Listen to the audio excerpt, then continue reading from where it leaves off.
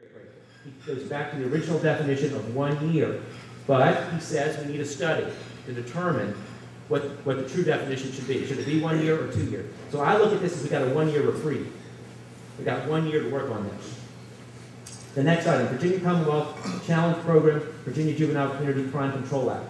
What you need to know here is major reductions in Virginia Juvenile Crime Control Act dollars to localities. Dean has set out the percentage cuts and the dollar amounts, an additional $2 million cut. As you know, this is basically a block grant to localities for detention centers and prevention. So the state is basically taking the local money for state programs. At the bottom, we've got several CAOs in the room. CAOs checked this off at the bottom because there was a conflict in the budget. We were waiting for this information. The governor clarified that the group life rates for both teachers and state employees will be 0.28. 0.28. Part of the budget said 0.33, part said 0.28. Your chief administrative officers need to know that, and your budget people need to know that. The actual rate is 0.28. If you go over to page 4, very important issue that Dean Lynch has been tracking for us. The second title down, VRS modification of local retirement language. Bear with me just for a second, but I think everybody's up to speed.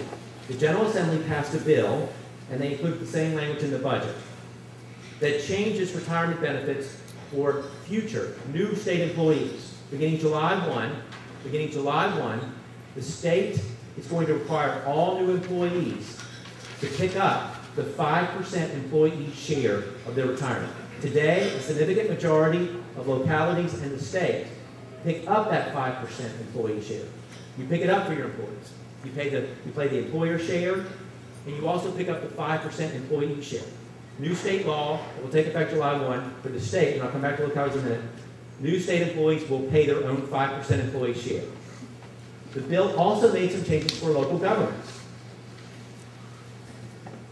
It indicated that as of July 1, localities have the option to charge new employees to pay up to the 5% employee share. So as of July 1,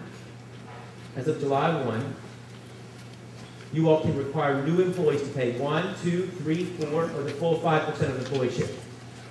The bill as adopted also allowed localities to charge current employees for their 5% employees, for the current employees to pay their 5% employee share. Let me say that again. In addition to new hires and future employees, the bill is adopted, or the budget is adopted, allowed localities to charge current employees to pay their 5% employee share. The governor rejected that. The governor rejected that option. So the bill and the language in the budget now only apply to new hires. Only new hires. I apologize for taking time on that. We've had a lot of phone calls about this provision and about the bills. If you have questions about that, please don't hesitate to call us. Now, under House Bill 29, I just want to make one mention under House Bill 29, midway down on page 4. As you all know, House Bill 29 is for the current year we're in. This was actually in the budget. We wanted to highlight it.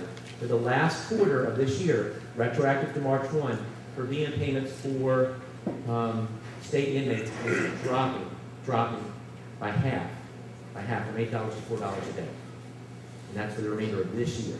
We just wanted to highlight that. I know I ran through that quickly, but I wanted to stay on time and be quick. We're pleased to answer questions either now or throughout the evening. Are there any questions about any legislative issues or the budget? Thank you.